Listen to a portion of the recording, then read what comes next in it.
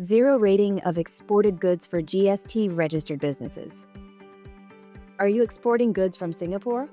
You may be able to zero rate your exports under certain circumstances. In this video, we will explain the concepts that apply to the zero rating of exported goods, including how direct and indirect exports work and the key conditions to zero rate your supplies of goods. Getting the zero rating rules right helps you stay compliant and avoid errors that may result in additional GST and adjustments.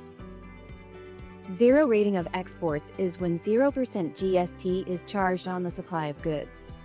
To zero rate your exports, you must be certain at the point of supply that your goods will be exported and maintain all required export documentation. There are two main types of export arrangements: direct export and indirect export. Direct export is when you have custody of the goods and you control how they are exported. An example is when Company X manufactures electronics and ships them directly to their customer in Indonesia using Company X's appointed freight forwarder. Company X has control over the goods meant for export, made all the required export arrangements with their forwarder, and maintained all the required export documents showing Company X as the exporter. This export scenario qualifies for zero rating, provided Company X has all the required export documents. Then there are indirect exports. This is when you do not have custody or control over the export process, but the goods are still heading overseas. An example is when Company X sells electronics to a German customer, but delivers the goods to the customer's appointed freight forwarder here in Singapore. By default, GST must be charged on the transaction since Company X has no control over the goods and export arrangement once the goods are delivered to the customer's appointed freight forwarder. However, Company X can apply zero rating as the goods are delivered to an appointed freight forwarder. It is certain at the time of supply that all goods will be exported, and all required export documents are obtained. And here's a crucial rule that applies to both types of export arrangements. You must export the goods and collect all your required export evidence within 60 days from your time of supply. This is what we call the 60-day rule. If you issue your invoice or receive payment on January 1st, 2026, you have until March 1st, 2026 to export the goods and collect all the supporting documents. To charge 0% GST, you must be certain that the goods will be exported, and you must keep the required export documentation. If you can't meet the 60-day rule, you'll need to charge 9% GST instead. Zero rating does not apply in certain situations. You cannot apply zero rating when you are not certain the goods will be exported at the time of supply. When a local customer says they might export later, with no certainty on when the goods will be exported, or when the goods are sitting in a warehouse, waiting for instructions on whether they will be exported or sold locally, you must charge 9% GST, even if the goods end up being exported eventually.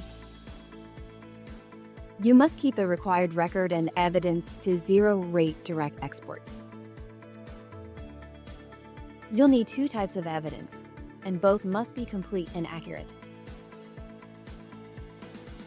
First, you must keep transaction documents which include your customer's purchase order, your sales invoice to them, delivery notes that are endorsed by your freight forwarder with 3 key details: a statement saying goods delivered are for export, the freight forwarder's name, address and GST registration number, if applicable, and date of collection of goods, and evidence of payment received from your customer.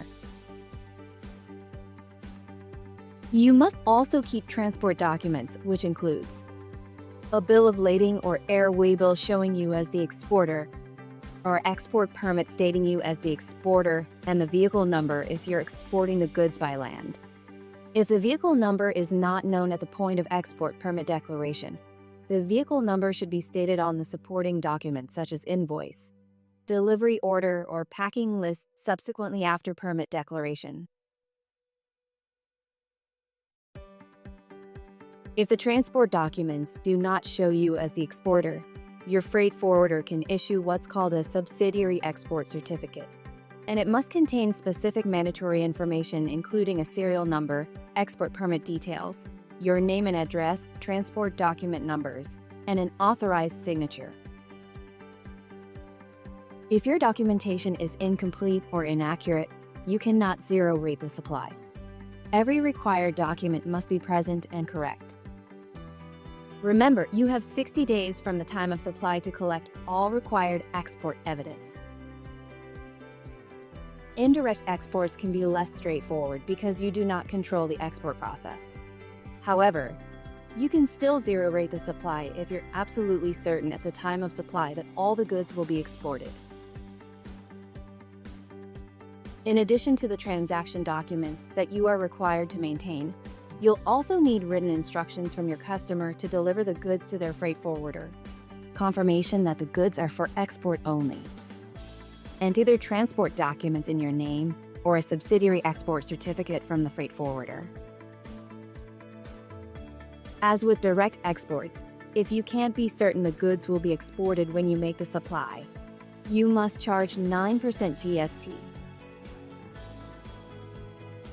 Remember, don't assume that goods will be exported. You must be certain at the time of supply. And if you can't obtain the required supporting documents within 60 days, you must charge 9% GST. For detailed guidance and specific scenarios, refer to IRAS GST Guide on Exports. Thank you for watching this video.